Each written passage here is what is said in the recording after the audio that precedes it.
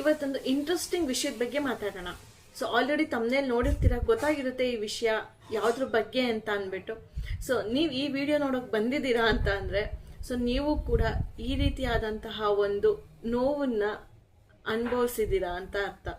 So ಯಾವಾಗ ನಿಮ್ಮ X girl friend ಅಥವಾ ಬಾಯ್ ಫ್ರೆಂಡ್ ಮದುವೆ ಆಗ್ತಿದ್ದಾರೆ ಅಂತ ಅನ್ಸುತ್ತೆ, ಸೊ ಅವಾಗ ನೀವು ಈ ಥರ situation you have gone through this ಅಂತ ಅರ್ಥ. ಸೊ ಹಾಗಿದ್ರೆ ಈ ವಿಡಿಯೋದಲ್ಲಿ ನೋಡೋಣ ಸೊ ಏನೇನೆಲ್ಲ ಆಗುತ್ತೆ ಈ ರೀತಿ ಸಿಚುವೇಶನ್ ಇದ್ದಾಗ, ಪ್ಲಸ್ ಸೊ ನಾವು ಹೇಗೆ ಇದನ್ನ ಒಂದು ಕ್ಯಾಶುಯಲ್ ಆ್ಯಂಡ್ ಪ್ರಾಕ್ಟಿಕಲ್ ಆಗಿ ತಗೊಂಡು ನಮ್ಮ ಜೀವನ ನಾವು ಕೂಡ ಒಳ್ಳೆ ರೀತಿನಲ್ಲಿ ನಿಭಾಯಿಸ್ಕೊಂಡು ಒಳ್ಳೆ ಜೀವನ ರೂಪಿಸ್ಕೋಬಹುದು ಅನ್ನೋದನ್ನ ಈ ವಿಡಿಯೋದಲ್ಲಿ ನಾನು ನಿಮಗೆ ತಿಳಿಸ್ಕೊಡ್ತೀನಿ. ಸೊ ಈ ವಿಡಿಯೋನ ಕಂಪ್ಲೀಟಾಗಿ ನೋಡಿ. ನಾನು ನಿಮ್ಮ ಶ್ರೇಯ, ನೀವು ನೋಡ್ತಾ ಇದ್ದೀರಾ ಮೈಂಡ್ಸೆಟ್ ಕನ್ನಡ ಯೂಟ್ಯೂಬ್ ಚಾನಲ್. ಬನ್ನಿ ಈ ವಿಡಿಯೋನ ಸ್ಟಾರ್ಟ್ ಮಾಡೋಣ. ನಮ್ಮ ಜೀವನದಲ್ಲಿ ಕೆಲವೊಂದು ಸಂಬಂಧಗಳು ಕೊನೆಗೊಳ್ಳುತ್ತೆ. ಅದಕ್ಕೆ ರೀಸನ್ಸ್ ಏನೇ ಇರ್ಬೋದು, ಮೇ ಬಿ ಪರಿಸ್ಥಿತಿ ಕಾರಣ ಆಗಿರ್ಬೋದು, ಅಥವಾ ಒಬ್ರಿಗೊಬ್ರು ಒಪ್ಪಿಗೆ ಕೊಟ್ಟು ಕೂಡ ಸಂಬಂಧ ಎಂಡ್ ಮಾಡ್ಕೊಂಡಿರ್ಬೋದು, ಅಥವಾ ಜಗಳದಿಂದ ಕೂಡ ಬೇರೆ ಬೇರೆ ಆಗಿರಬಹುದು. ಕರೆಕ್ಟ್. ಆದ್ರೆ ಈ ರೀತಿ ಬ್ರೇಕಪ್ಗಳು ಆದಾಗ ನಾವು ಬೇರೆ ಆಗ್ಬೇಕಾದ್ರೆ ಹೇಳ್ತೀವಿ, ಓಕೆ ನಿನ್ನಿಂದ ಏನು ಆಗ್ಬೇಕಾಗಿಲ್ಲ, ನೀನ್ ಇಲ್ದಲೇನು ನಾನು ಚೆನ್ನಾಗಿರ್ತೀನಿ, ಓಕೆ ಇದು ಮುಗ್ದೋಯ್ತು, ಇಲ್ಲಿಗೆ ಈ ಟಾಪಿಕ್ ಮುಗೀತು, ಇವರ ಅಧ್ಯಾಯ ನನ್ನ ಜೀವನದಲ್ಲಿ ಮುಗೀತು. ಸೊ ಈ ರೀತಿ ಎಲ್ಲ ನಾವು ಹೇಳ್ತೀವಿ, ಬಟ್ ಅದು ಆ ಸಮಯಕ್ಕೆ ಕರೆಕ್ಟಾಗಿ ಇರುತ್ತೆ ಆ ಥರ ಫೀಲ್ ಬರೋದು, ರೈಟ್? ಸೊ ಹಾಗಿದ್ಮೇಲೆ ಒಂದು ಫ್ಯೂ ಮಂತ್ಸ್ ಕಳೀತು ಅಥವಾ ಇಯರ್ಸ್ ಕಳೀತು ಅಂತ ಅನ್ಕೊಳ್ಳೋಣ.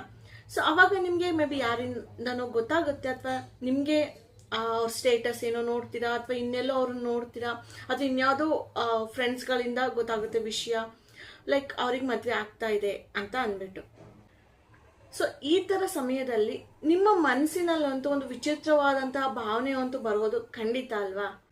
ಬಟ್ ಇದರ ಅರ್ಥ ಏನಂದ್ರೆ, ಅವ್ರನ್ನ ಮತ್ತೆ ನಮ್ಮ ಲೈಫಿಗೆ ಪಡ್ಕೋಬೇಕು ಅಥವಾ ಅವ್ರ ಜೊತೆ ಜೀವನ ಮಾಡಬೇಕು ಅನ್ನೋದಲ್ಲ, ಅದು ಬೇಕಾಗಿರೋದಿಲ್ಲ. But still you feel somewhat like ಏನೋ ಒಂಥರ ಅನಿಸ್ತಿರುತ್ತೆ, ಒಂಥರ ಇಂಟ್ರೆಸ್ಟ್ ಇಲ್ಲ, ಬೇಜಾರು. ಸೊ ಈ ರೀತಿಯೊಂದು ಫೀಲಿಂಗ್ ಬರುತ್ತೆ. ಸೊ ಯಾಕೆ ಹೀಗಾಗುತ್ತೆ? ಸೊ ನೀವು ಅನ್ಕೋಬಹುದು, ಓಕೆ ಮೇ ಬಿ ಅವ್ರ ಬಗ್ಗೆ ಇನ್ನೂ ನಮ್ಗೆ ಇಷ್ಟ ಇದೆ, ಮೇ ಬಿ ಎಲ್ಲೋ ಒಂದ್ ಕಡೆ ನಮಗೆ ಪ್ರೀತಿ ಇದೆ, ಅದಕ್ಕೆ ನಮಗೆ ಆ ಥರ ಅನ್ನಿಸ್ತಾ ಇದೆ ಅಂತ. ಬಟ್ ಅದಲ್ಲ, ಅದಕ್ಕೆ ನೋವು ಆಗೋದಿಲ್ಲ. ಆಕ್ಚುಲಿ ಏನಾಗುತ್ತೆ ಅಂದ್ರೆ ಏನೋ ಒಂಥರ ಓಕೆ ಬಿಟ್ಟಿದ್ದಾಗ ಅವ್ರ ಜೀವನದಲ್ಲಿ ಅವ್ರಿದ್ದಾರೆ, ಓಕೆ ಮತ್ತೆ ಏನೋ ಕಾಂಟ್ಯಾಕ್ಟ್ ಮಾಡ್ಬೋದು. ಸೊ ಈ ರೀತಿ ಯಾವುದೋ ಒಂದು ಇದ್ರಲ್ಲಿ ಇದ್ಬಿಡ್ತೀವಿ. ಬಟ್ ಯಾವಾಗ ಒಂದು ಮದುವೆ ಅನ್ನೋದು ಅಂತ ಬರುತ್ತೆ, ಸೊ ನಿಮಗೆ ಅವಾಗ ಅನ್ಸುತ್ತೆ, ಓಕೆ ಕಂಪ್ಲೀಟ್ ಆಗಿ ಲೈಫಿಂದ ಹೋಗ್ತಿದ್ದಾರೆ, ಇನ್ಯಾವತ್ತೂ ಪಡ್ಕೊಳ್ಳೋದಕ್ಕಾಗೋದಿಲ್ಲ, ಮಾತಾಡ್ಸೋದಕ್ಕಾಗೋದಿಲ್ಲ. ಸೊ ಅಂದ್ರೆ ಏನೋ ಒಂಥರ ಮಾತಾಡ್ಸ್ಲಬಹುದು, but you don't like it, right? ಪಡ್ಕೊಳ್ಳೋದು ಅಂದ್ರೆ ಅವ್ರ ಜೊತೆ ಇರ್ಬೇಕು ಅಂತ ಅನ್ಸಲ್ಲ, ಬಟ್ ಸ್ಟಿಲ್ ಏನೋ ಒಂಥರ ಮತ್ತೆ ಪಡ್ಕೊಳಕ್ ಆಗಲ್ಲ ಅನ್ನೋ ಫೀಲಿಂಗ್. ಬಟ್ ಅವ್ರು ಬೇಡ ಆಗಿರ್ತಾರೆ, ಕರೆಕ್ಟಾ? ಸೊ ಇದು ಕಂಪ್ಲೀಟ್ ಆಗಿ ಯಾರೋ ಒಬ್ರು ನಮ್ಮ ಜೀವನ ಕಂಪ್ಲೀಟ್ ಆಗಿ ಹೋಗ್ತಿದ್ದಾರೆ ಅನ್ನೋದು ಅಂತ ಅನ್ಸೋದ್ರಿಂದ, ಸೊ ಈ ರೀತಿಯಾದಂತಹ ನೋವು, ಏನೋ ಒಂಥರ ವಿಚಿತ್ರ ಭಾವನೆ ನಿಮ್ಗೆ ಬರೋದಕ್ಕೆ ಸ್ಟಾರ್ಟ್ ಆಗುತ್ತೆ. ಒಂದ್ ಕಾಲದಲ್ಲಿ ಅವ್ರ ಜೊತೆ ಒಂದು ನಿಮ್ಮ ಭವಿಷ್ಯನ ಕನಸು ಕಂಡಿರ್ತೀರ. ಸೊ ಈಗ ಅವರು ಇನ್ಯಾರದ ಭವಿಷ್ಯವಾಗಿ ಹೋಗ್ತಾ ಇರ್ತಾರೆ.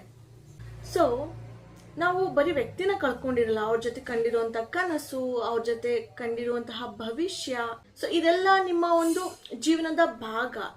ಸೊ ಇದೆಲ್ಲ ರೀಸನ್ ಇಂದ ನಿಮ್ಗೆ ಒಂದು ಸಣ್ಣದಾಗಿ ನೋವಾಗುತ್ತೆ. ಸೊ ಇದೆಲ್ಲ ಜನ, ಮನುಷ್ಯ ಅಂದಮೇಲೆ this is common actually, right?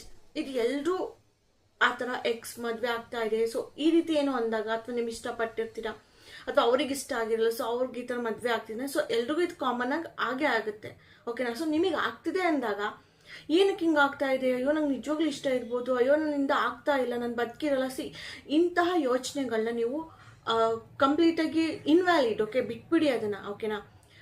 Because ಇದೆಲ್ಲ ಅನ್ನಿಸ್ತಿರೋದು ಅವ್ರು ಬೇಕು, ಅವ್ರ ಜೊತೆ ಇರಬೇಕು ಅನ್ನೋದಕ್ಕಲ್ಲ. ಸೊ ಯಾವುದೋ ಒಂದು ಟೈಮಲ್ಲಿ ಅವ್ರ ಜೊತೆ ಕಂಡಂತಹ ಕನಸುಗಳು, ಭವಿಷ್ಯಗಳು, ಸೊ ಈ ರೀತಿಯಾದಂತಹ ಒಂದು ನೆನಪುಗಳು ನಿಮಗೆ ಮತ್ತೆ ಮರಳಿ ಬರೋದ್ರಿಂದ, ಸೊ ಆ ರೀತಿ ಆ ಕ್ಷಣಕ್ಕೆ ಅನ್ಸಿರ್ತದೆ. ದಟ್ ಈಸ್ ಟೆಂಪ್ರರಿ ಪೇನ್, ಓಕೆನಾ? ನಿಮಗೆ ಫೀಲ್ ಆಗೋದು, ಓಕೆನಾ?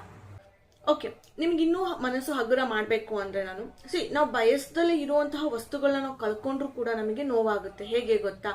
ಈಗ ಯಾವುದೋ ಒಂದು ಹಳೆ ಮನೆ ಇದೆ ಅಂತ ಅನ್ಕೊಳ್ಳೋಣ. ನೀವು ಈಗ ಅಜ್ಜಿ, ತಾತ, ಸೊ ಎಲ್ಲರೂ ಇದ್ರು.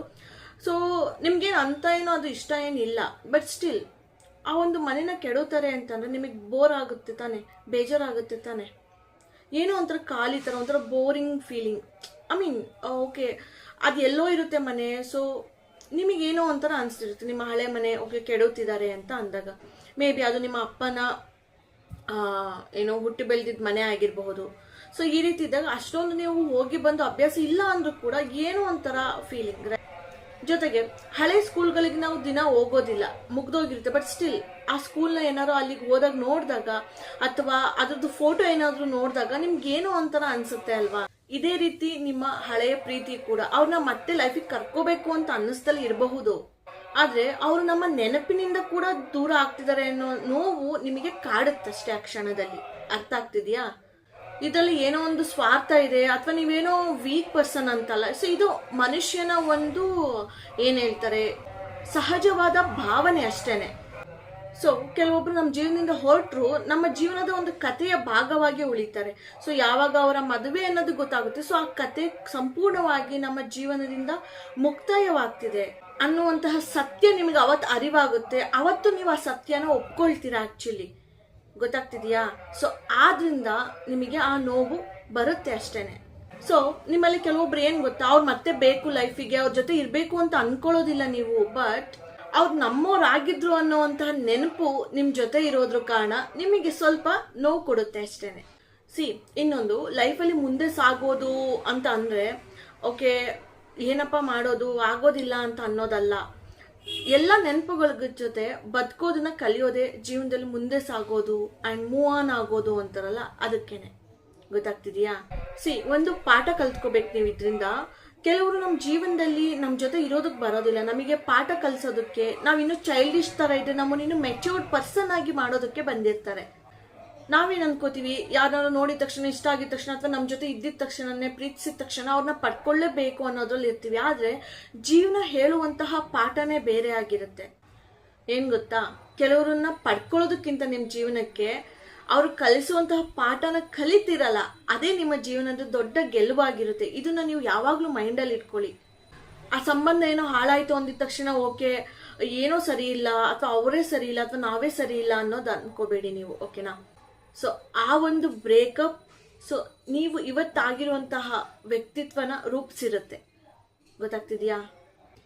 ನಿಮ್ಮ ಜೀವನದಲ್ಲಿ ಮುಗ್ದಿರೋದು ಒಂದು ಅಧ್ಯಾಯ ಅಷ್ಟೇ, ಪೂರ್ತಿ ಪುಸ್ತಕನೇ ಕಂಪ್ಲೀಟ್ ಆಗೋಗಿಲ್ಲ. ಗೊತ್ತಾಯ್ತಾ? ಸೊ ಜೀವನನ ಪುಸ್ತಕ ಅಂತ ನೋಡಿದ್ರೆ ಹಲವಾರು ಪೇಜಸ್ಗಳಿರುತ್ತೆ. ಸೊ ಅದ್ರಲ್ಲಿ ಒಂದು ಪೇಜನ್ನ ಮಾತ್ರ ನೀವು ತಿರುವಾಕಿದ್ದೀರಾ ಅಷ್ಟೇನೆ. ಅರ್ಥ ಆಗ್ತಿದೆಯಾ? ಸೊ ನೆನ್ಪಿಟ್ಕೊಳ್ಳಿ, ಅವ್ರು ಯಾರನ್ನಾದ್ರೂ ಮದ್ವೆ ಆಗ್ಬೋದು ಅಥವಾ ಜೀವನದಲ್ಲಿ ಇನ್ನೂ ಮುಂದಕ್ಕೆ ಹೋಗ್ಬೋದು, ಬಟ್ ನಿಮ್ಮ ಜೀವನದ ಹೀರೋ ಅಥವಾ ಹೀರೋಯಿನ್ ನೀವೇ ಆಗಿರ್ತೀರಾ ಅಲ್ವಾ. ಹಿಂದೆ ಹೋಗಿರುವಂತಹ ರೈಲ್ಗೆ ರೈಲ್ವೆ ಸ್ಟೇಷನ್ ಅಲ್ಲಿ ಲೈಫ್ ಲಾಂಗ್ ವೇಟ್ ಮಾಡ್ತೀರಾ? ಇಲ್ಲ ಅಲ್ವಾ. ನೆಕ್ಸ್ಟ್ ಯಾವ ಟ್ರೈನ್ ಇದೆ, ಎಷ್ಟು ಗಂಟೆಗಿದೆ ಅಂತೆಲ್ಲ ವಿಚಾರಿಸ್ತೀರಾ, ಆ ಟ್ರೈನಿಗೆ ಹೋಗೋಣ ಅಂತ ಕಾಯ್ತೀರಾ. ಸೊ ಹಾಗೆ ಜೀವನದಲ್ಲೂ ಹಿಂದೆ ಮುಗ್ದೋಗಿರೋದನ್ನ ಬಿಟ್ಟು ಮುಂದೆ ಏನ್ ಬರ್ಬೇಕಾಗಿದೆ, ಸೊ ಯಾವ ರೀತಿ ನನ್ನ ಜೀವನದ ನಾಯಕ ಅಥವಾ ನಾಯಕಿ ಆಗಿರುವ ನಾನು ಹೇಗೆ ನನ್ನ ಜೀವನನ ತಗೊಂಡೋಗ್ಬೇಕು ಅನ್ನೋದನ್ನ ಥಿಂಕ್ ಮಾಡಿ ಅಂಡ್ ಆ ಜೀವನನ ಅದೇ ರೀತಿ ರೂಪಿಸ್ಕೊಳ್ಳೋದ್ರಲ್ಲಿ ಒಂದು ಅರ್ಥ ಇರುತ್ತೆ ತಾನೆ. ಈಗ ಮುಗ್ದೋಗಿದೆ ಅಂದ್ಮೇಲೆ ಅದು ಮತ್ತೆ ಆಗೋದಿಲ್ಲ. ಒಂದು ಟ್ರೈನ್ ಹೋಯ್ತು ಈಗ ಯಾವುದೋ ಊರಿಗೆ ಅಂದ್ರೆ ಅದೇ ಟ್ರೈನ್ ರಿವರ್ಸ್ ತಗೋಬಾ ಅಂದ್ರೆ ಆಗುತ್ತಾ? ಇಟ್ ವಿಲ್ ನಾಟ್ ಕಮ್ ಅಲ್ವಾ. ಅಕಸ್ಮಾತ್ ಬಂದ್ರೂ ಕೂಡ ಮೇ ಬಿ ನಿಮ್ ಟೈಮಿಗೆ ನೀವು ರೀಚ್ ಆಗೋದಕ್ಕೆ ಆಗುತ್ತೋ ಇಲ್ವೋ, ಬಿಕಾಸ್ ಅದು ಆಲ್ರೆಡಿ ತುಂಬಾ ದೂರ ಹೋಗಿರುತ್ತೆ. ಮತ್ತೆ ಹಿಂದಕ್ಕೆ ಬರೋಷ್ಟ್ರಲ್ಲಿ ಇನ್ನೂ ಎಷ್ಟೋ ಹವರ್ ಆಗ್ಬಿಟ್ಟಿರುತ್ತೆ. ಸೊ ಅದ್ರ ಬದಲು ಹೊಸ ರೈಲಿಗೆ ಕಾಯೋದು ಬೆಟರ್ ತಾನೆ. ಬಟ್ ರೈಲು ಒಂದು ಉದಾಹರಣೆ, ಬಟ್ ಅದೇ ಜೀವನದಲ್ಲಿ ಯಾವುದೋ ಪರ್ಸನ್ ಹೋಗಿರೋರು ಮತ್ತೆ ಬಂದ್ರೆ ನೀವು ಅಕ್ಸೆಪ್ಟ್ ಮಾಡೋದು ರೈಲ್ಗೆ ಹತ್ತಿದಷ್ಟು ಸುಲಭ ಆಗಿರೋದಿಲ್ಲ ಅಲ್ವಾ. ಅರ್ಥ ಮಾಡ್ಕೊಳ್ಳಿ ಪ್ರಾಕ್ಟಿಕಾಲಿಟಿನ. ಸೊ ಯಾರೋ ಒಬ್ರು ನಿಮ್ಮ ಲೈಫಿಂದ ಹೋದ್ರು, ಅವ್ರು ಮದ್ವೆ ಆಗ್ತಿದೆ ಅಂತ ದುಃಖ ಪಡೋ ಬದಲು ನಿಮ್ಮ ಜೀವನದ ಒಂದು ಅಧ್ಯಾಯ ಮುಗೀತು, ಹೊಸ ಪೇಜ್ನ ಸ್ಟಾರ್ಟ್ ಮಾಡೋಣ, ಪುಸ್ತಕದಲ್ಲಿ ಹೊಸ ಹಾಳೆಯಲ್ಲಿ ಹೊಸದಾಗಿ ಜೀವನನ ಬರೆಯೋಣ ಅಂತ ಸ್ಟಾರ್ಟ್ ಮಾಡ್ಕೊಳ್ಳಿ. ಅರ್ಥ ಆಗ್ತಿದ್ಯಾ? ಸೊ ಕೊನೆಯದಾಗಿ ಹೇಳೋದಾದ್ರೆ ಜೀವನದಲ್ಲಿ ಕಳ್ಕೊಂಡವ್ರನ್ನ ನೀವು ಎಣಿಸ್ತಾ ಕೂತ್ಕೊಂಡ್ರೆ, ಯಾರನ್ನ ಕಳ್ಕೊಂಡ್ರೆ, ಯಾರ್ಯಾರು ಹೋದ್ರು, ಏನ್ ಮಾಡೋದು ಅಂತ ನಿಮಗೆ ಸಿಗೋದು ಬರೀ ನೋವೇನೆ. ಆದ್ರೆ ಉಳಿದಿರುವಂತಹ ಅವಕಾಶಗಳನ್ನ ನೀವು ಕೌಂಟ್ ಮಾಡಿದ್ರೆ ನಿಮಗೊಂದು ಹೊಸ ಬ್ಯೂಟಿಫುಲ್ ಭವಿಷ್ಯ ಸಿಗುತ್ತೆ ಅಂಡ್ ಲೈಫ್ ಕೂಡ ಸಿಗುತ್ತೆ. ಅರ್ಥ ಆಗ್ತಿದ್ಯಾ? ಸೊ ನಿಮ್ಮ ಭವಿಷ್ಯದಲ್ಲಿ ಒಳ್ಳೆ ಹುಡುಗ ಸಿಗ್ಬೋದು, ಹುಡುಗಿ ಸಿಗ್ಬೋದು, ನಿಮ್ಮನ್ನ ತುಂಬಾ ಚೆನ್ನಾಗಿ ನೋಡ್ಕೋಬಹುದು, ಪ್ರೀತಿಸಬಹುದು ಅಲ್ವಾ. ಅರ್ಥ ಆಗ್ತಿದ್ಯಾ?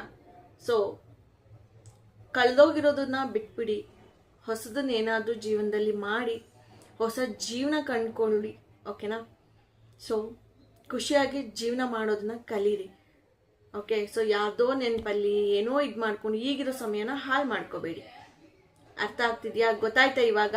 ಸೊ ನನಗೇನೋ ಇದಾಗ್ತಿದೆ, ನನಗೆ ಇನ್ನೂ ಇಷ್ಟ, ಅಯ್ಯೋ ಮದುವೆ ಆಗ್ತಿದ್ದಾರೆ, no, those are all temporary feelings. Got it? So ಮುಂದೆ ನಿಮ್ಮ ಜೀವನದಲ್ಲಿ ಬರೋನ ಚೆನ್ನಾಗಿ ನೋಡಿಕೊಂಡು ನಿಮ್ಮ ಜೀವನನ ಚೆನ್ನಾಗಿ ಮಾಡ್ಕೊಳ್ಳಿ. ಸೊ ಓಕೆ ಗೈಸ್, ಸೊ ಇಷ್ಟು ಹೇಳ್ತಾ ಈ ವಿಡಿಯೋನ ಇಲ್ಲಿಗೆ ಮುಗಿಸ್ತಾ ಇದ್ದೀನಿ.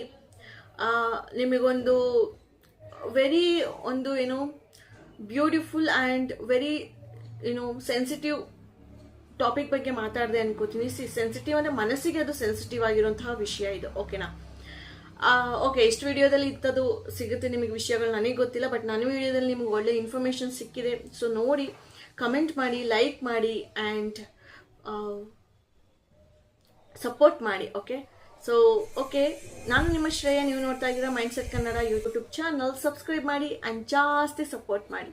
ಸೊ ಮತ್ತೆ ನೆಕ್ಸ್ಟ್ ವಿಡಿಯೋದಲ್ಲಿ ಸಿಗ್ತೀನಿ. ಅಲ್ಲಿವರೆಗೂ take care, bye, see you all.